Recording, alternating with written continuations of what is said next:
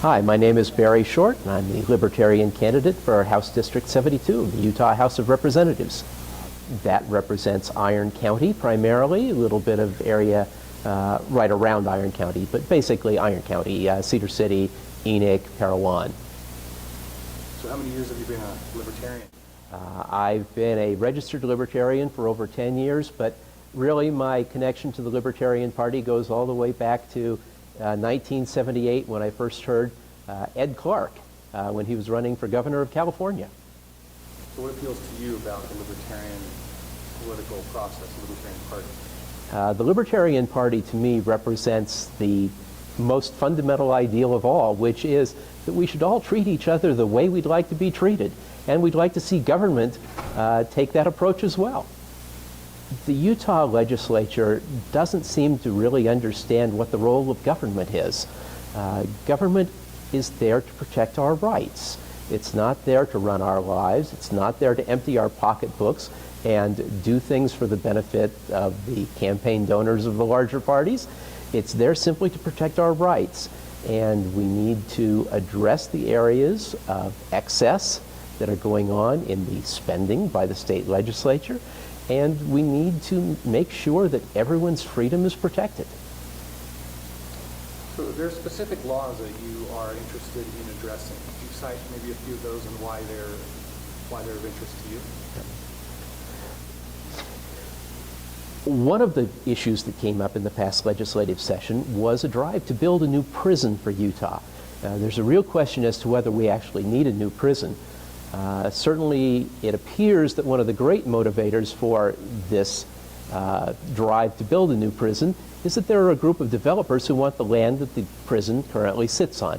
Now, this isn't too unusual. You build a prison out in a place that's quite a ways away from town, and then services begin to build up around it. A town begins to build up around it, and eventually people are saying, well, we don't really want the prison in the middle of our town. I understand that. But a prison is a facility that a state has to serve a specific purpose.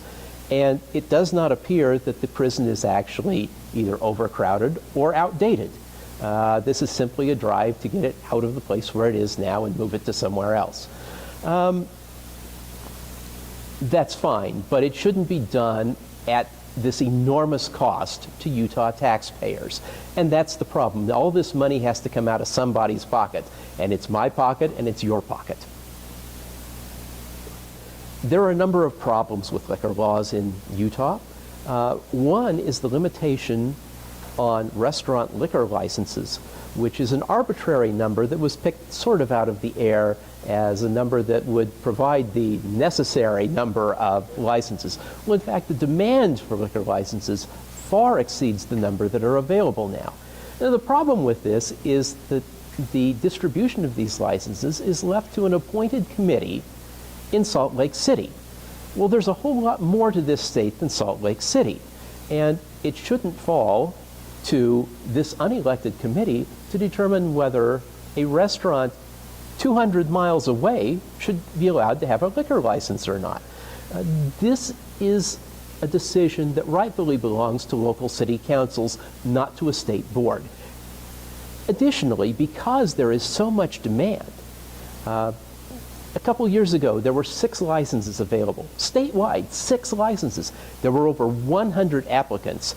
And when you consider that many people knew there would be far more applicants than there were licenses available, there may well have been 250 people that would have liked to have acquired a license, but there were no licenses available. Imagine if we simply allowed all of these local city councils to decide whether or not they want to allow an additional restaurant liquor license. We could be talking about 100, 200 more restaurants. Now, if you think of that as each one employing 25, maybe 30 people, now we're talking about 4,000 or 5,000 new jobs for Utah.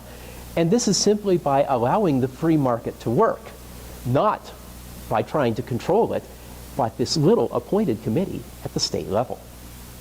There are two primary focuses that I want to look at for Utah. Number one is fiscal responsibility. What are ways that we are spending money that we don't need to spend? Ways that in many cases appear to be productive, but when you look at the larger picture are actually counterproductive. And the other thing that I want to do is look at jobs. We have an opportunity here to create many, many new jobs for Utah by simply getting government out of the way with its unnecessary regulation. And these are the things that I want to accomplish in the legislature. Can you cite any specifics where we're wasting large amounts of money, apart from the prison and other aspects? One very interesting place where we spend an enormous amount of money for no particularly good reason is in the Governor's Office of Economic Development. Well, it sounds like a great program, doesn't it? It's economic development. Well, what it really is money that's allocated to the governor at his discretion to give to businesses in other states to convince them to move to Utah. Well, okay, that still sounds kind of good because they're bringing in jobs. Well, there's a problem, of course, which is that governors in other states are giving money to businesses here to move to their states. So that's really kind of a zero-sum game. And the other thing that's a real problem here is that you bring in businesses that are competing with existing businesses in Utah. So in fact, while it appears that you're creating jobs, you're actually destroying other jobs at the same time. And what it comes down to is government picking winners and losers. And we in the Libertarian Party think that the government picking winners and losers is wrong. We want the free market to work. We want you, the consumer, to determine who's the winner and who's the loser. Barry, please tell us about the hotel bill. Yes, what the legislature passed this year was to begin a project to try to attract a new convention center hotel to downtown Salt Lake City.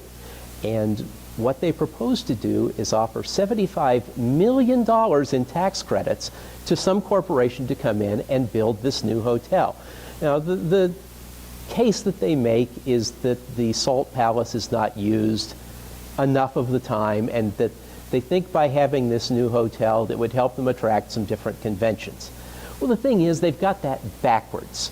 What you want to do is attract conventions, because if you attract conventions, then someone will want to build the hotel, and we won't have to provide any sort of tax incentive for them to do it.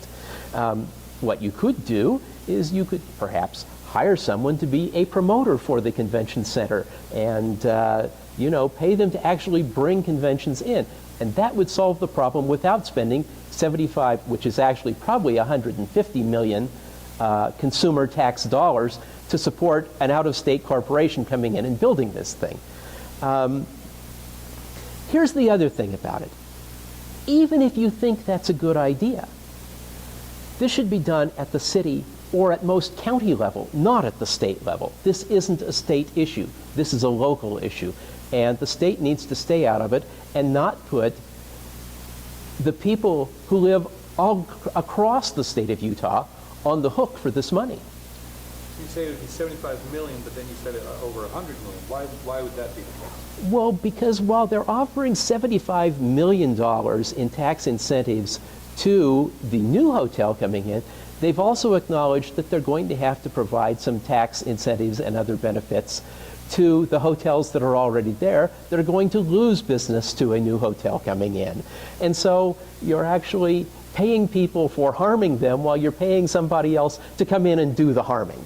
This seems, I don't know, what's the best word? Crazy? All right, I've got one last question for you. Education. Education.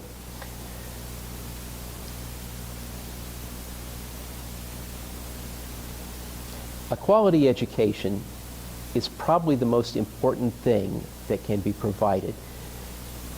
As I look at what the situation is today, and as I talk with teachers, what I find is that government regulation is getting in the way of the ability to teach.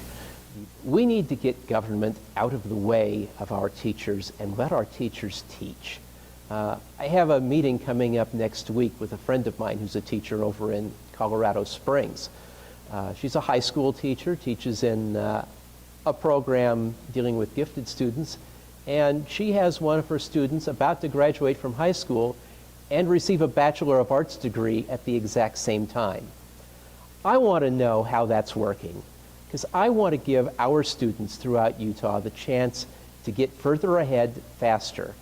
You know, way back when I was in school, which admittedly was quite a few years ago now, one of the things that I came to understand is that education wasn't as much about education as it was about endurance.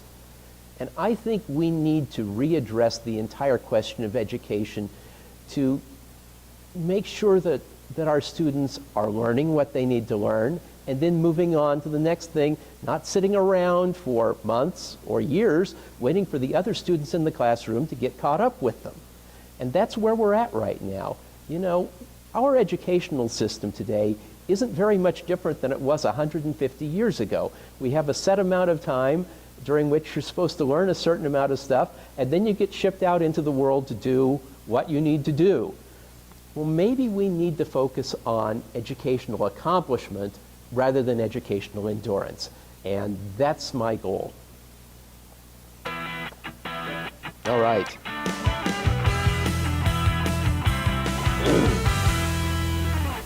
There are a number of problems with liquor. Hey, we need an outtake reel. This is good. This is good, right? All right.